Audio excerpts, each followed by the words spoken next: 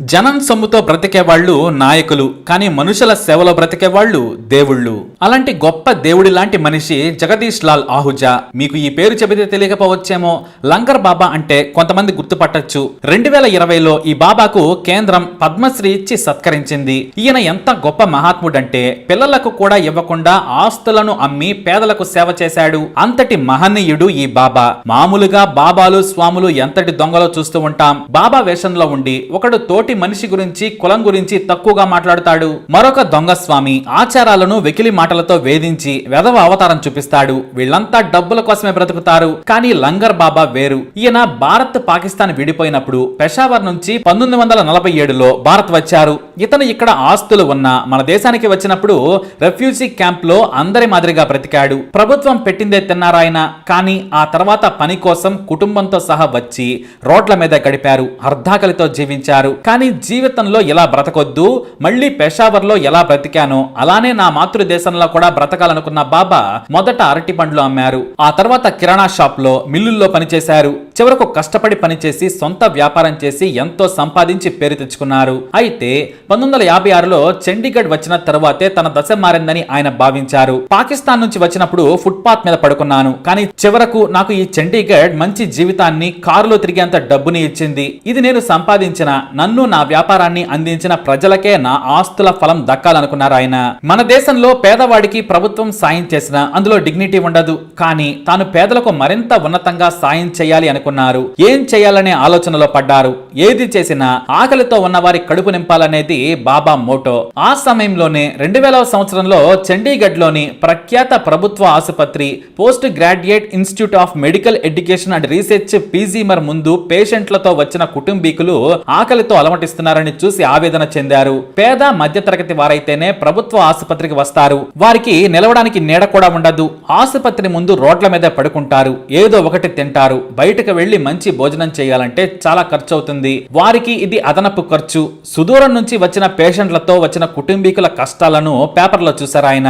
ఆయన వారి కష్టాలను చూసి బాధపడ్డారు, కానీ వదిలేయలేదు. వెంటనే మరుసటి రోజు ఇద్దరు వంటవారిని పిలిపించి 100 రొట్టెలు పప్పుతో పాటు దాల్ రైస్ ను చేయించారు. రుచిలో ఏమాత్రం తేడా రావద్దనేవారు. ఎందుకంటే అందులో నుంచే తన భార్య, పిల్లలు, మనవళ్లు కూడా తినేలా ఉండాలి. శుభ్రత, రుచి ముఖ్యమని చెప్పేవారు. ఆ తర్వాత ఒక వ్యాన్ ను అద్దెకు తీసుకొని ఆసుపత్రి ముందు మధ్యాహ్నం 1 గంటకు ఆగి ఆయన ఉచితంగా భోజనం పెడతాను, ఆకలితో ఉన్నవారు తినమని సాదరంగా పిలిచారు. మొదట కొంతమంది ఆత్మాభిమానంతో రాలేదు. కానీ మంచి భోజనం, మీ కుటుంబ సభ్యుడిని అనుకోండి, మీ ఆరోగ్యానికి నాది పూచి అని చెప్పి పిలిచారాయన.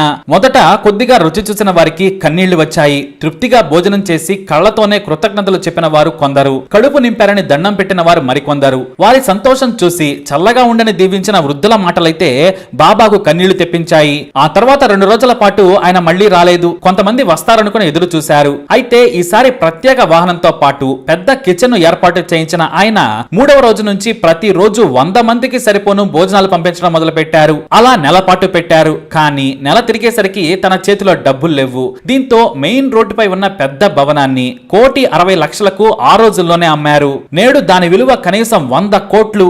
తన పిల్లలు వద్దని గొడవ పెట్టినా బాబా వినలేదు. నాకు సమాజం ఇచ్చింది, వారికే తిరిగిచ్చేయాలి, మిగతావి మీరు ఉంచుకోమని చెప్పేశారు బాబా. అతని భార్య కూడా భర్తను సమర్థించింది. ఒక్క పూట భోజనం కోసం అల్లాడాము, మీకు మంచి జీవితాలు ఇచ్చాము, నాన్న మంచి పని చేస్తున్నారు, మీరు కూడా ఓ చేయి వేయాలని కోరారామె. మొదట కోప్పడ్డా, తర్వాత తండ్రిని మీకు నచ్చిన పని చేయమని చెప్పారు. అలా హాస్పిటల్ ముందు మొదలైన ఉచిత భోజనం మరో ప్రభుత్వ ఆసుపత్రికి కూడా విస్తరించింది.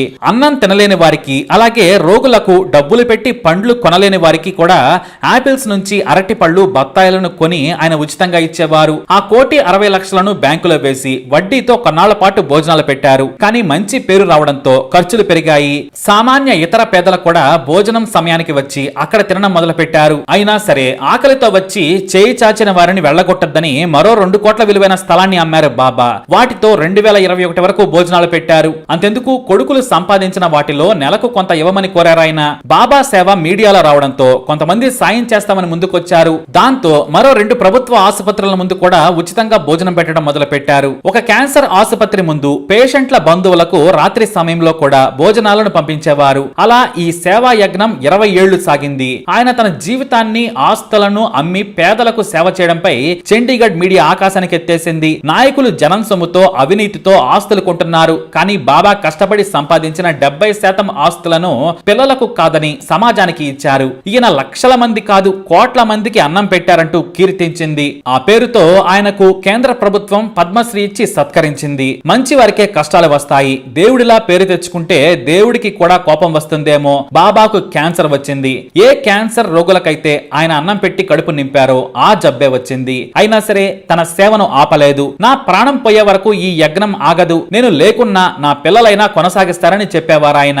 ఆరోగ్యం సహకరించకపోతే ఇంటి దగ్గర ఉండి ఈ కార్యక్రమాన్ని పర్యవేక్షించేవారు. అయితే నవంబర్ 28, 2021న 86 వయసులో బాబా కన్నుమూశారు. ఆయన మరణం యావత్ పంజాబ్, హర్యానా రాష్ట్రాలను కన్నీరు పెట్టించింది. చండీగఢ్ లోని ప్రభుత్వ ఆసుపత్రికి వచ్చిన ప్రతి వ్యక్తి ఆయన చేతి భోజనం తిన్నవారే, ఆయన ఉంచిన మంచినీరు తాగిన వారే. మొదట పగలు మాత్రమే భోజనం పెట్టిన ఆయన రాత్రి సమయాల్లో కూడా కష్టపడుతున్నారని, ఆ టైంలో కూడా భోజనాలు పంపించి సేవ చేశారు. అంతెందుకు ఆసుపత్రుల్లో పనిచేసే కింది స్థాయి సిబ్బంది కూడా ఆయన భోజనం తినేవారు. రాత్రి సమయంలో పనులు ముగించుకుని వెళ్లే పేదలు, విద్యార్థులు కూడా బాబా దగ్గర తినేసి వెళ్లడం మామూలైపోయింది.